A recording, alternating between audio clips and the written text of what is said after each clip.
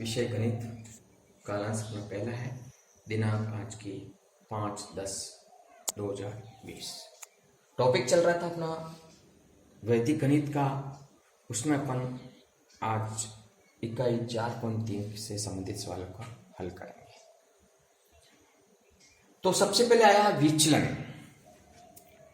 विचलन का ध्यान रखना, विचलन कैसे निकालते हैं, कैसे ज्ञात करते हैं। वैदिक गणित में 10, 100 या 10 के आधार वो आधार कहलाता है, और संख्या यदि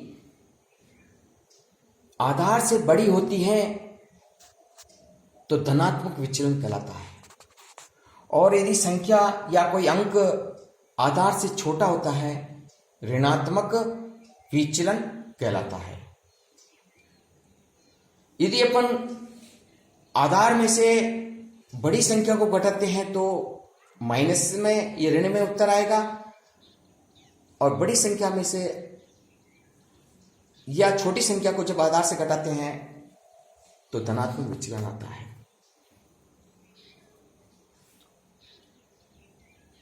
इकाई का पहला अंक विचलन और शेष जो अंक होते हैं निक्लियम अंक कहलाते हैं। यानी आधार का संख्या का जो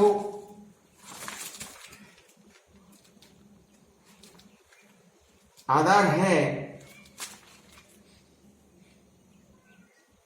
चरम अंक कहलाता है।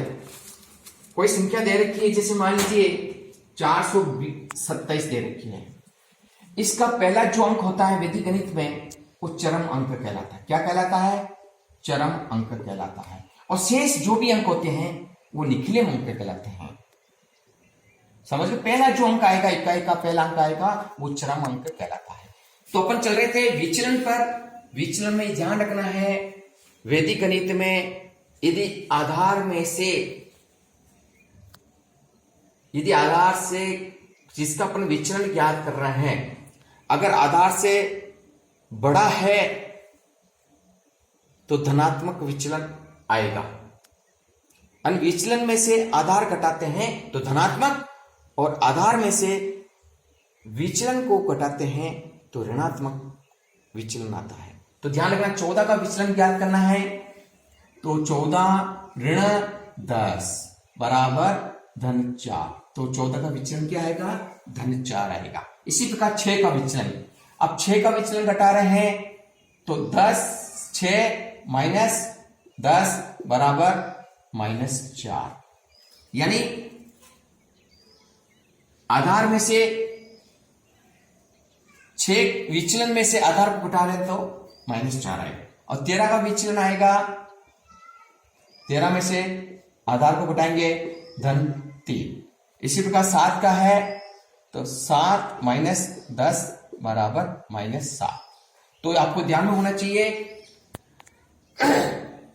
अगर विचलन आधार से छोटा है,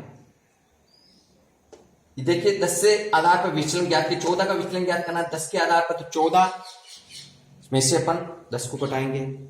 6 का विचलन ज्ञात करते हैं तो 6 में से 10 को 6 ऋण 10 करेंगे, ऋण 4 आ जाएगा। इसी प्रकार 13 का विचलन, इसी प्रकार 7 का विचलन।